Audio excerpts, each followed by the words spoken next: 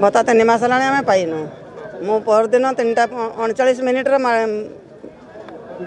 video madam को phone करी सी से मत कहले जे मु किसी बुझीपारि नरेंद्र मोदी की फोन करतु कहीकि फोन टाक काटिदेले जस्ट चलवा लगे बहुत असुविधा होची आम से भत्ता उपरे ही निर्भर करूँ ना आम आउ कौन कम दाम करुचे ना कौन करुचे मो बोली मो भाई नुहे बहुत लोग मो भाया हैरान होती किए मेडिसिन टा खाऊँ किए आउ कौन टे करुच्ची आम दाबीटा पूरण हो पूरण न हो जदि आम ब्लॉक बंद करवा उड़ीसा रे आपण मैंने सब जिन जापी ये जो बुढ़ा बुढ़ी लोक जे माने जीवन रो शेष पहाचर छिड़ा होती बुढ़ा बुढ़ी विकलांग अंध मुक बधिर निराश्रय जे माने सेमानक पई सरकार सामाजिक सुरक्षा आईन व्यवस्था रे ये योजना रे तांको मासरे भत्ता 1000 टंका दबार व्यवस्था करचंती किंतु आज को 2 वर्ष है ये भी टाटू नीति अवलंबन करचंती बर्तमान डबल इंजिन सरकार 2 वर्ष है नुआ सेंक्शन आउ नाही नहले विगत सरकार 60 वर्ष है मैंने भत्ता दि जाऊला एवं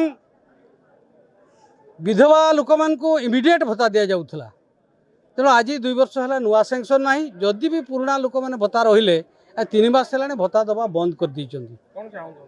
आमे चाहूचे तांकर कंटिन्यू प्रोसेस रे प्रत्येक मास भत्ता दि जाऊ एवं भत्ता जदि न दि जाव आगामी दिन में आम रोड रास्ता बंद करवा प्रशासनिक अचल करवा स्कूल कॉलेज बंद करवा सांविधानिक विधि व्यवस्था अनुसार जहाँ हो पारे आम यही धारणा बा विक्षोभ को आहुरी उग्र रूप नवा एवं आगामी दिन में आहुरी या तीव्रतर कर नवीन बाबू जो 2000 टंका भत्ता करते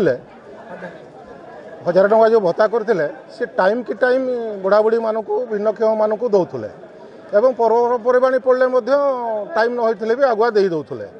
किंतु लोक मैंने जो भोट देकी डबल इंजिन सरकार कले सी 1000 टंका भत्ता आज की 3-4 मास धरिकी दे पारुना भत्ता 2टा इंजिन सरकार है भत्ता 1000 टंका दे पारुना आउ कौन तक आउ 2-3टा खंडे इंजिन हेले कौन देवे ना तेणु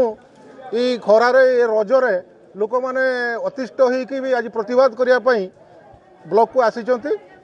ब्लॉक रे आमर प्रतिवाद मेमोरांडम दबा जदि 7 दिन भितर